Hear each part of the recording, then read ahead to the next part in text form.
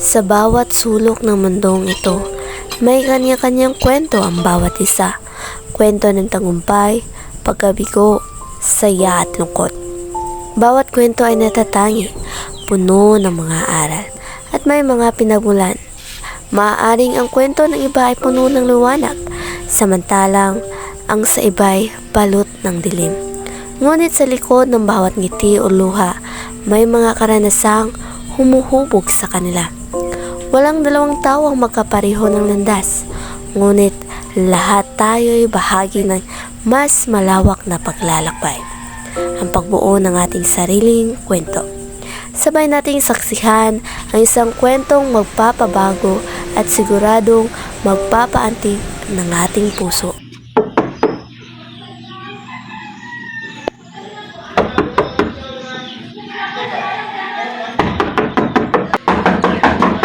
Andiyan na po! Bingi ka ba? O nagbibingihan?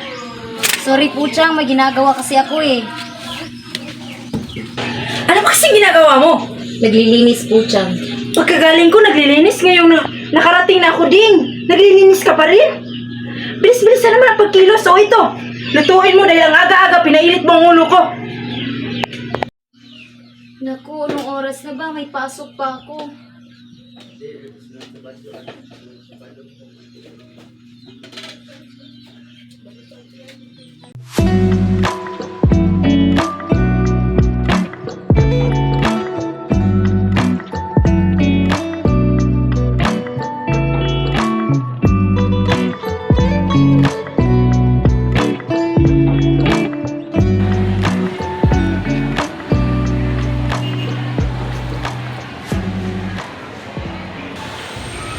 Sa isang sulok ng silid-aralan, mag-isa si Ding, nagbabasa ng libro. May isang kaklase siyang nakatingin at nagpubulungan. Tignan mo si Dave. Wala naman siyang kasama. Wala naman siyang kinakain. Wala na siyang magulang. Kawawa naman. Yan din yung naririnig ko sa mga kaklase natin. Ayaw mo siyang kaibiganin. Baka mahawa ko sa kahirapan. Malita ko nga, nanghihiram naman ng pera sa schoolmate natin. How cheap! Uy, nanghingiwan ka na? Yung pake mo. Bakit? Tignan mo yung hitsura mo. Kung gaano kakapal yung mukha mo, ganyan din kakapal yung ugali mo. Ikaw, sino ka? Kung makapal yung mukha ko, mas makapal yung mukha mo! Ano? Nalaman ka? Ito ang tandaan mo. Mahirap ka lang, mayaman ako. Oo nga, kasi hampas lupa ka lang. Class, ano ba nangyayari dito? Ito yung nauuna, oh. Wow, ako pa talaga, Clau? Oo, ikaw. Eh, sino pa? Please, Clau, naririnig mo ba yung pinagsasabi mo? Anong klaseng paaralan ba to? Ang paaralan na itong, Clau, ay para kay matuto at respeto. Ito ang tandaan mo. Hindi ka maging kagaya ko. Diyan ka lang sa posisyon mo kung anong meron ka ngayon. James, Clau! Di, okay ka lang ba? Kung may problema, pwede ka lumapit sa akin. Okay lang po ako naman. Hindi nila ako gusto eh. Di, hindi ka naman nag-gusta. Alam ko, marami kang problema ngayon. Pero tandaan mo, maraming nagmamahal at handang tumulong sa'yo. Maraming salamat po, Mami.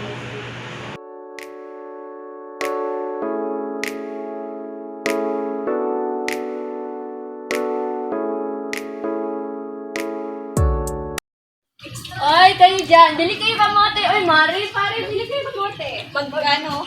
5 piso lang. Pabili. Masarap ba ito, Mare? Oo, masarap yan, Mari. Tikman mo. Sarap. Uy, salamat, pare. Masarap talaga yan. Sarap nga.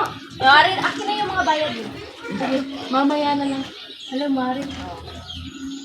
Utang Bayad mo mo, na, Mari. Mari, ang laki ng utang mo sa akin, Mari. Uy, Ding, bili ka ng kamote. Sorry po, Aling Sinta. Wala po kasi akong pera eh. Ay, Ding, huwag kang mag-alala, Ding. Libre ko na yung kamote mo ngayon.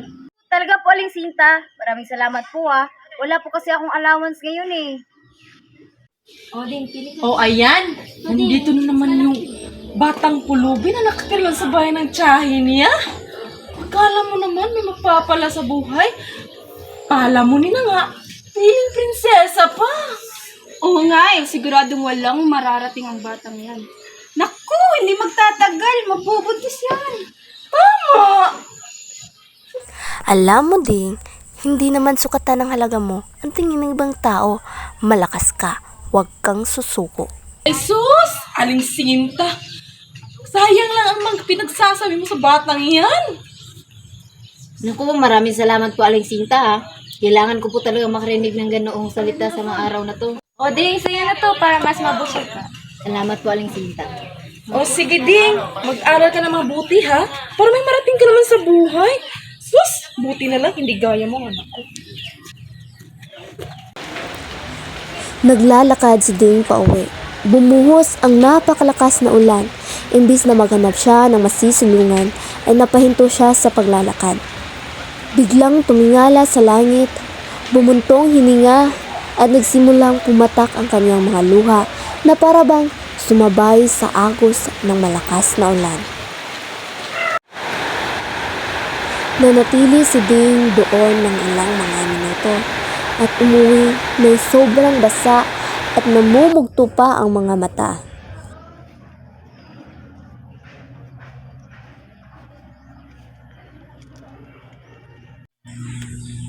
Pagpasok ni Ding sa pinto ay agad siyang sinalubong ng malakas na sampal ng kanyang bruhang tiyahin.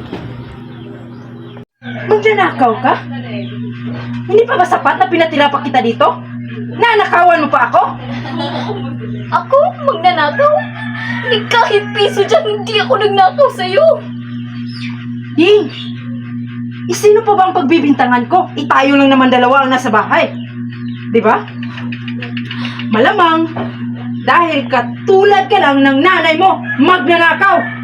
Kahit hanggang ngayon ba dyan, hindi mo pa rin matanggap yung nanay ko? Ni kahit minsan ba, tinuring mo akong pamilya? Ding! Hindi mo na ako madadala dyan sa mga padrama-drama mong ganyan. Alam mo kung saan ako madadala? Doon, sa mga hugasin na kanina pang naghihintay sa'yo. Kaya tara, hindi ako madadala dyan sa mga drama-drama. Pagod na ako dyan. Ding! Huwag ngayon.